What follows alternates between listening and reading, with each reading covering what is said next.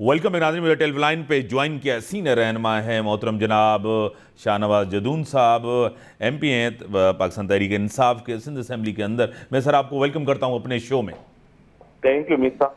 आपको पता है कि एक कश्मकश है, सियासी कश्मकश है, केसेस गवर्नमेंट ने आज जिस तरह, आपको पता है कि आपके सीनियर रहनुमा को जिस तरह गिरफ्तार किया गया, इमरान खान साहब ने भी कहा कि उनके ऊपर तशद्दुद हुआ। इमरान खान का ये बयान बड़ा चल रहा है कि हुकूमत मेरे साथ थी और मेरे पास जो है ना जिम्मेदारी थी, लेकिन अख्तियार किसी और के पास था। क्या कहेंगे? सवाती साहब को भी जिस तरह गिरफ्तार किया गया है, कह रहे हैं कि तशद्दुद हुआ है, क्या कहेंगे? मीर साहब थैंक यू।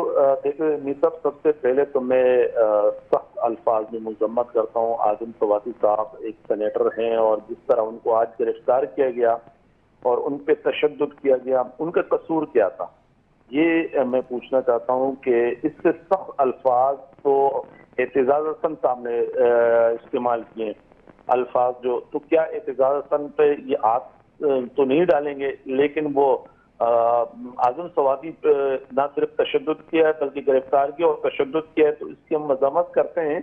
और देखिए बात जहां खान साहब ने बात की तो बिल्कुल, क्योंकि यहाँ फैसले कोई और करता था। आप इलेक्शन कमिश्नर का देख लें कि इलेक्शन कमीशन उन कमिश्नर जो राजा सुल्तान है उन लोगों का लगाया हुआ वो बंदा, जब खान साहब को बोला कि ये एक नेक बंदा है, एक अच्छा बंदा है, और आज वो जो कुछ कर रहे हैं आप सबके सामने है। इसी तरह दूसरे फैसले जो यहाँ पर हो रहे थे, यानी आप अंदाजा लगाए कि नवाज शरीफ को दार भेजना, वो देख ले आप। और इसी तरह मरियम नवाज को जब भेज रहे थे और बीच में खान साहब ने टांग अड़ाई कि भाई नहीं, ये क्या आप कर रहे हैं, आप तो उससे तो उस पे वहीं से इख्तिलाफात शुरू हो गए। तो खान साहब ने सही कहा है कि वजीर आजम तो मैं था लेकिन इख्तियारात कहीं और थे।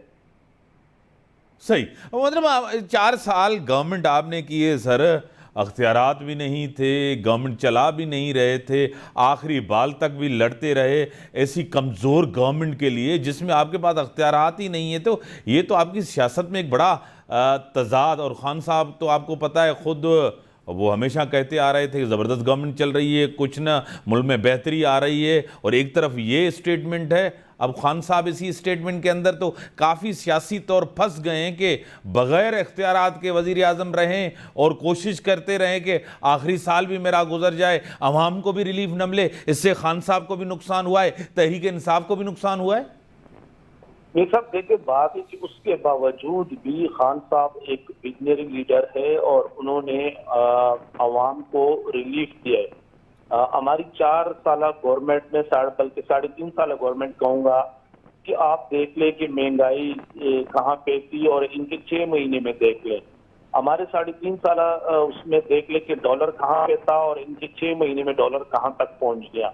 हमारे 3.5 साल दौर में हमने सेहत कार्ड दिया है गरीबों को, हमने एहसास प्रोग्राम के तहत लोगों को 12-12 हजार रुपए देते थे, हमने फूड कार्ड निकाला, मुख्तलिफ प्रोजेक्ट हम लेके आए।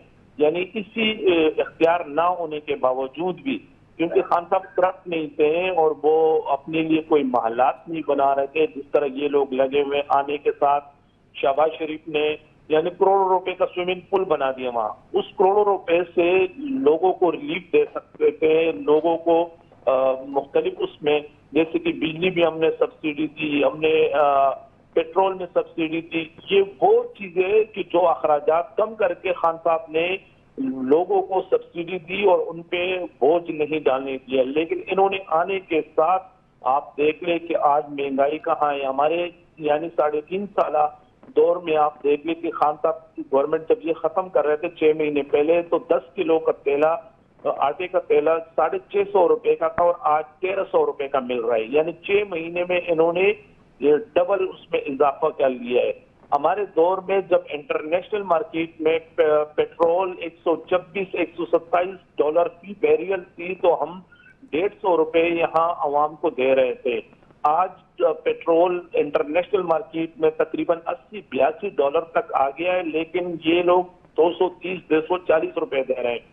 इसी तरह बिजली पे भी हमने अवाम को सब्सिडी दी थी फी यूनिट पे। आज बिजली दे के आज तो गरीब आदमी बददुआएं दे रहे हैं इनको।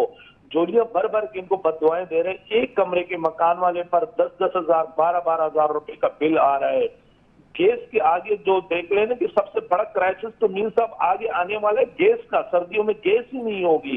तो ये तो नायल गवर्नमेंट है, ये सिर्फ आए हैं अपने केसेस खत्म करने के लिए। और आपने देख लिया इससे पहले इन्होंने जो रिलीफें ली हैं और अभी भी इन्होंने देख लिया कि भाई शहबाज शरीफ और हसन शहबाज का जो केस था बिल्कुल ओपन शीट केस था। सही, वो अरबों रुपए की जो इन्होंने वो माफ करा दिए उससे वो और अपने आप को बरी कर दिया। तो ये खाली जदून साहब आपको इसी अदालतों से रिलीफ मिलता है, जमानतें मिलती हैं, खान साहब को पंजाब गवर्नमेंट के एमपीएस के हवाले से फैसला आता है, गवर्नमेंट बनती है, आप तारीफ के पुल बांध देते हैं कि ज़बरदस्त जुडिशरी है। वही जुडिशरी अगर आसिफ अली जरदारी साहब को, वही इदारे अगर आसिफ अली जरदारी साहब को, शहबाज शरीफ को, मरियम नवाज़ को, सबको अगर कोई रिलीफ देते हैं तो उसके ऊपर तनकीद क्यों करते हैं?